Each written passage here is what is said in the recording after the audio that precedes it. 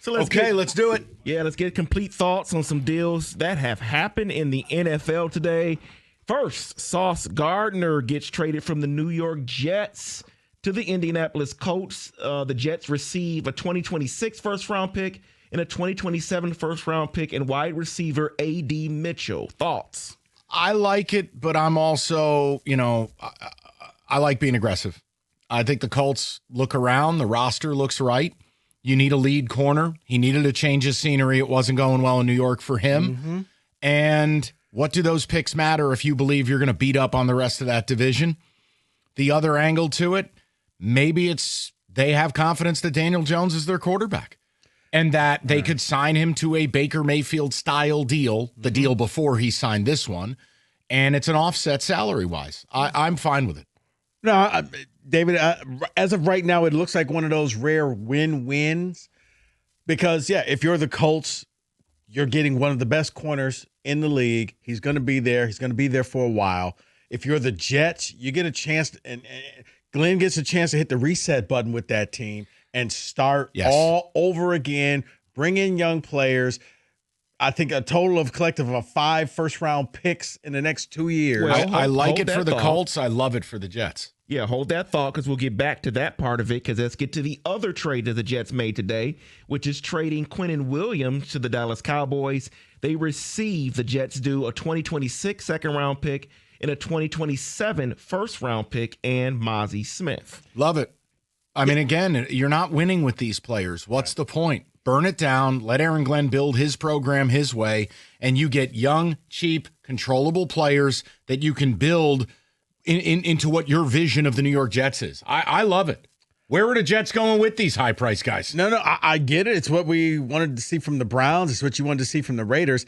The Cowboys, does somebody want to tell the Cowboys they're not good this year? But can't you make a case that when you acquire Kenny Clark and you acquire Quinnen Williams, you're building for the future as much as you are today? Okay, you know what? Fair.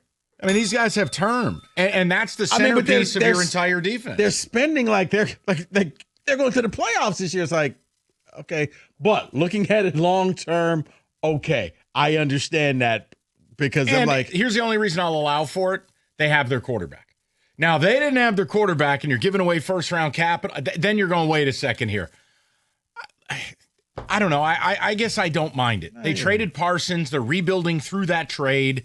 I don't know. Hey, guess what? You might be right. Maybe they're all garbage. See, and we'll get to the Jets. Here we go. Oh, dear. We'll get to the Jets part in a second, but what you said, Mike, about the Indianapolis coach, I think is spot on.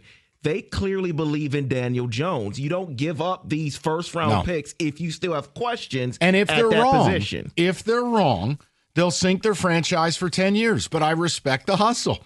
They're willing to make a bold decision in an effort to elevate themselves to an aging Chiefs team and a Ravens team that clearly on the defensive side of the football is on the way down. And look, you can't live your life going, oh, golly gee, well, we'll just never be as good as Buffalo. You have to try.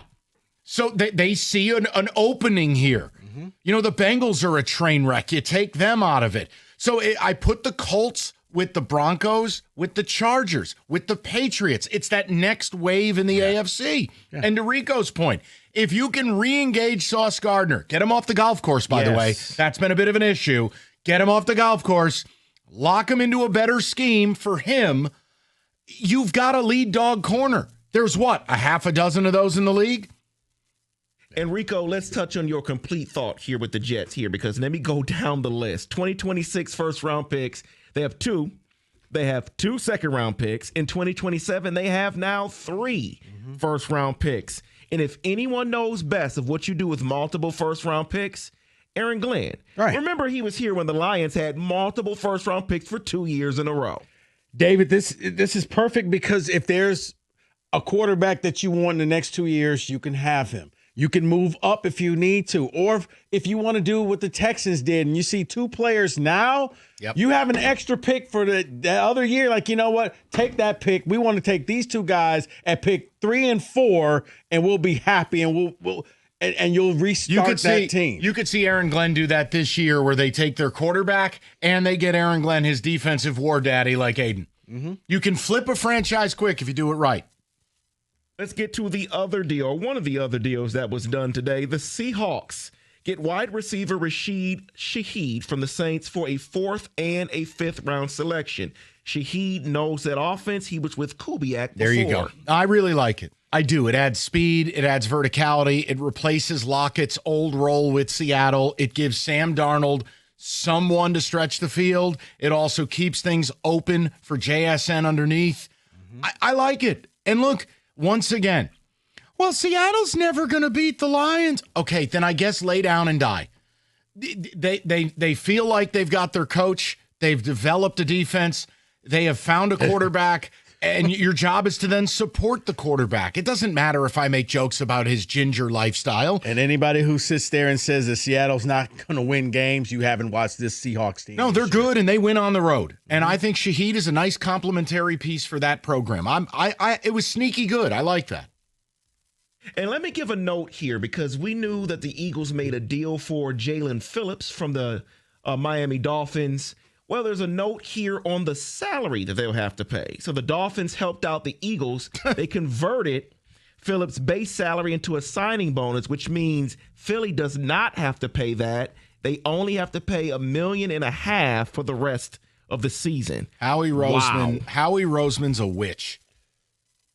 Wait. Hey, I sure would love to buy that bag of crack, but you're going to pay for it. Wait, what? Say that again. So there was $5.5 million that was still on his base salary. They converted that base salary to a signing bonus, so he gets it right away. They can cover it in dead cap later on. The cap's not real. And the Eagles only pay $1.5 million. The cap is not real for the rest of the year. It's a weasel. It's a wazzle. It's in the wind. That's it. So for everyone complaining, you get a slow clap. Yeah, for everyone complaining, saying, how do they do this? The cap, they didn't have any money. You get creative. Thank you. How dare you? You get creative and you make the league say, no, you can't do that. Did Rods pick up the phone? No. Let's go with it then. And they got Michael Carter. Correct. And they got the dead body of Jair Alexander. Correct. I'm not sure what that was about, but fine. Jair Alexander, I have to see he still has a heartbeat. You know what I think that is? I think that's insurance for the playoffs. If you need that extra body out there. What do you mean, man? Next man up, bro. Well, speaking of extra body, I'll close it out with this one. Joe Alt done for the year. They now lost Alt and Slater for the Chargers. And Season Pipkins. Done. And Pipkins, yes. Yeah, I think Chargers are done. And it's just based on empirical data. We've watched what they look like without Alt, Pipkins, Slater, etc. They can't protect Justin Herbert. Pressured on an average of almost 20 times a week without those players. Sacked on average 5 times. You're not winning that way. It sucks because I really thought Harbaugh was going to win the West. And if they had stayed healthy, I think they would have. But much like your defensive injuries hurt you last year, I think this ultimately ends their season way before it should have. Yeah. Oh, my God, I said something nice about Harbaugh. Oh, you're mean. He's a hell of a good NFL coach. Don't need to cheat in the NFL. That's very true, unless you're the Patriots. Okay. That is in football today.